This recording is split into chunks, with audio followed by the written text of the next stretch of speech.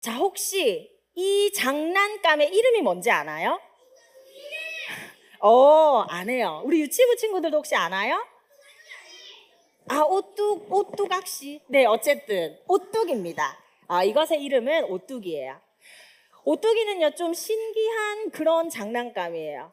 왜냐하면 오뚜기를 이렇게 가지고 놀아본 친구들은 알겠지만 오뚜기를 넘어뜨리려고 아무리 밀쳐도 오뚜기가 넘어지나요? 우리 친구들 대단한 친구들이네. 대단한 친구들이야. 오뚜기 넘어지지 않는 오뚜기를 넘어뜨린 우리 친구들은 대단한 친구들이에요. 근데 사실 오뚜기는요, 일부러 이렇게 착 쓰러뜨리지 않고서는 사실 잘 넘어지지 않아요. 왜냐하면 넘어지지 않게 만들어졌거든요. 오뚜기가 넘어지지 않는 그 비결은 무게 중심이 오뚜기 아래쪽에 있기 때문이에요.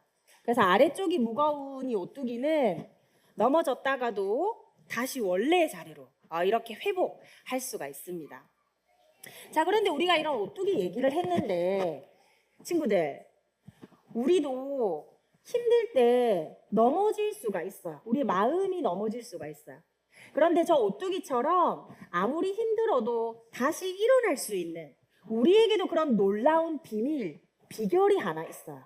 오늘 우리 성경 말씀을 통해서 그 비결이 무엇인지 한번 알아보도록 하겠습니다. 자, A와 B라는 인물이 있어요. 이 조건을 잘 한번 보세요. 그리고 저런 조건을 가진 두 사람 중에 마음이 좀 더 행복한 사람이 누구일까? 그걸 한번 추측을 해보는 거예요. 자, A라는 인물은요, 왕이에요. 이 사람은 왕이고 사는 곳은 왕궁입니다. 그리고 이 사람과 친하게 같이 지내는 사람들은 힘이 센, 잘 훈련된 군사들, 힘이 센 사람과 지내요. 자, B라는 인물은요, 직업이 따로 없어요. 왜냐하면 도망을 다니는 사람이기 때문이죠. 그리고 이 사람은 계속 도망을 다니고 이동을 해야 되기 때문에 특별하게 살고 있는 집이 없어요. 그리고 이 사람은 누구와 친하게 지내냐면 자기랑 똑같이 어디 갈 곳 없는, 별 볼 일 없는 그런 사람들과 친구예요. 자, 친구들, 왕 그리고 도망자 A와 B 중에서 마음이 좀 더 행복한 사람은 누구일 것 같아요? 믿음의 눈으로. 믿음의 눈. 정말 놀라운 믿음을 가진 친구들이에요. 좋아요. 여러분의 의견을 잘 들었습니다. 자, 그런데 전도사님은요. 전도사님은 그래도 조건이 좀 더 좋으면 행복하지 않을까? 이런 생각을 했어요. 그런데 우리 친구들의 그런 추측처럼 믿음의 눈으로 본 그러한 추측처럼 사실 마음이 더 행복한 사람은요, 왕이 아니라 저 도망자 B예요. 이 두 사람은요, 이 두 사람의 정체는 사울 왕 그리고 다윗이에요.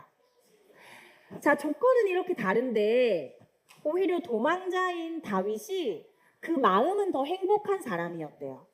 근데 그럴 수 있는 비결이 무엇이었냐면요, 바로 기도였어요. 기도. 사실 사울 왕 그리고 다윗 두 사람 다 살면서 힘든 일을 많이 겪었어요.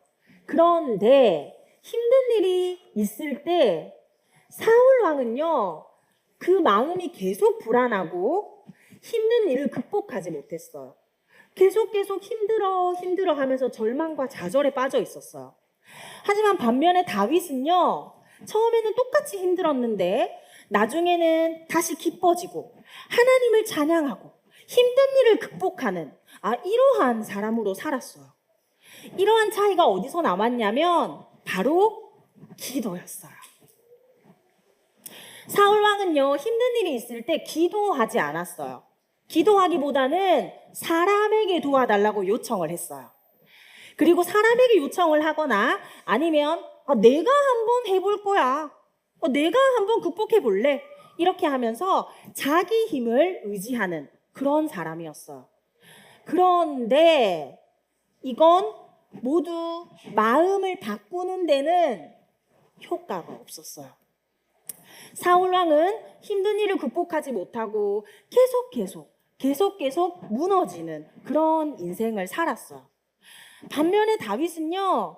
다윗도 얼마나 힘든 일이 많았냐면 다윗은 방금 저 사울 왕이 다윗을 질투하여서 저 다윗을 죽일 거야 하면서 10년 동안이나 다윗을 죽이려고 쫓아다녔거든요. 이 친구들 잘 한번 생각해 보세요. 만약에 누군가가 나를 야, 너 가만 안 둬? 이렇게 하면서 쫓아온다고 생각해 보세요. 아마 5분도 견디기 힘들 거예요. 무섭잖아요. 누가 나를 해치려고 막 쫓아오면. 그런데 다윗은 무려 10년 동안이나 자신을 죽이려는 사람을 피해서 저렇게 도망을 다녔어요. 그런데 힘든 일은 그뿐만이 아니라 이 다윗이 믿었던 신하도 다윗을 배신하는 그런 일도 있었어요. 그리고 심지어는 다윗이 사랑하는 아들 중에 압살롬이라는 아들이 있었는데 저 압살롬이라는 아들이 어느 날 아버지 다윗을 배신했어요.